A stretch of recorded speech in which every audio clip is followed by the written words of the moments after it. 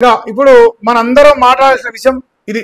ఈరోజు hot topic of the state, Maganti Sunitha nomination కొట్టేస్తారా?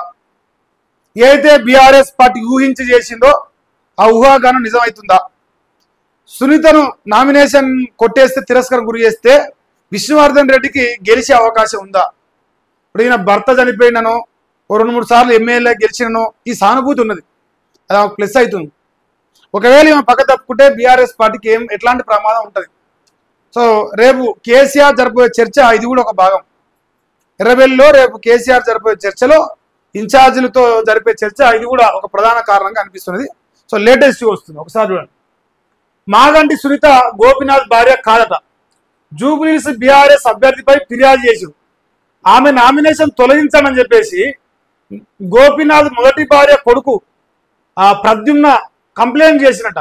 అన్ని సరైనవే అని చెప్పేసి సెల్ఫ్ డిక్లరేషన్ ఇచ్చిన సునీత అని చెప్పేసి చెప్తుంది. ఆమె సెల్ఫ్ డిక్లరేషన్ ఇస్తానంట. సో మరి వాళ్ళు ఏం చెప్తారు అనేది ఒకసారి మనం గమనించాలి. ఒక్క నిమిషం. వివరాలన్నీ సరైనవే, తాను ఎన్నికల అఫిడవిట్లో పేర్కొన్న వివరాలన్నీ సరైనవేనని మాగంటి సునీత ఎన్నికల అధికారులకు తెలిపారు. ఇవాళ సాయంత్రం బీఆర్ఎస్ లీగల్ టీంతో కలిసి ఎన్నికల రిటర్నింగ్ అధికారి కార్యాలయానికి వచ్చారు.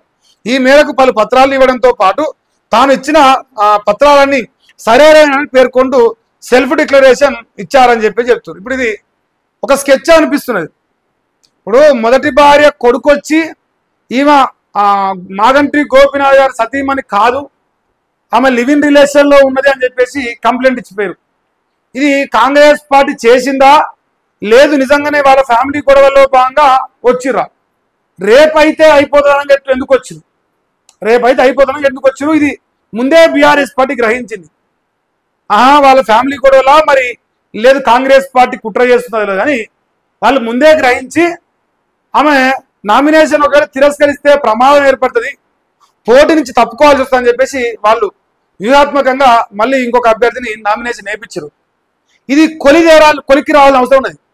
ఆమె ఏమంటా ఉంది, నేను ఇచ్చిన వివరాలని కరెక్టే. 2 పిల్లలు ఉన్నారా?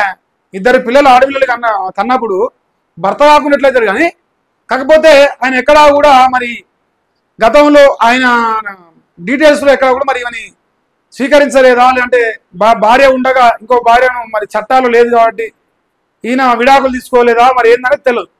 సో అది ఫ్యామిలీ ఇష్యూస్. ఆ ఫ్యామిలీ ఇష్యూస్ ఇక్కడ పొలిటికల్గా కాంగ్రెస్ పార్టీకి ప్లస్ అవుతున్నాయి. అయితే గతంలో మన నవీన్ కుమార్ యాదవ్ చెప్పిండో సేమ్ ఇన్ఫర్మేషన్ ఇక్కడ రిపీట్ అవుతుంది. అంటే నవీన్ యాదవ్ ఏమన్నా చేసిండా, లేదు కాంగ్రెస్ పార్టీ ఏమైనా చేసిందా, లేదు వాళ్ళ ఫ్యామిలీలో మొదటి భార్య కుటుంబమే ఏమైనా అసంతృప్తితోని మమ్మల్ని రాజకీయంగా దొక్కేసిరు, లేదంటే మాకు రావాల్సిన ఐడెంటిటీ రాలేదు, మాకు సరైన ప్రియారిటీ ఇవ్వలేదు మాగంటి గోపీనాథ్ బతుకున్నప్పుడు అని చెప్పేసి అక్కసుతోనేమన్నా ఆవేదనలోనో అక్కసులోనో కోపంలోనే వాళ్ళు ఏమన్నా కంప్లైంట్ ఇచ్చారో తెలియదు. సో ఈ కంప్లైంట్ ఇప్పుడు రాష్ట్రంలో ఒక ఉప్పెనకు ఇదవుతాను. ఎందుకంటే ఈ కంప్లైంట్ వల్ల ఇలా కాంగ్రెస్ పార్టీలో ఒక సంతోషం, ఒకవేళ వచ్చేస్తే ఒకవేళ ఆమె నామినేషన్ తిరస్కరిస్తే అప్పుడు విష్ణువర్ధన్ రెడ్డిని ఓడగొట్టడం ఈజీ అవుతుందేమో, పీజీఆర్ కొడుకుని ఓడగొట్టడం ఈజీ అవుతుందేమో, ఎందుకంటే ఆయనకు సానుభూతి లేదు, ఇంకోటి లేదు. సో ఈమె ప్లస్ కావాలనుకున్న అవకాశాలు భర్త చనిపోయిందని. సో దాన్ని క్యాచ్ చేసింది కాంగ్రెస్ పార్టీ. మరి ఈ నామినేషన్ ఒకవేళ తిరస్కరిస్తే ఒకవేళ అన్క్వాలిఫైడ్గా ప్రకటిస్తే ప్రధానంగా ఇందులో బెనిఫిట్ పొందగలిగేది, ప్రధానంగా అందుకంటే ముందు సంతోషపడేది కాంగ్రెస్ పార్టీనే.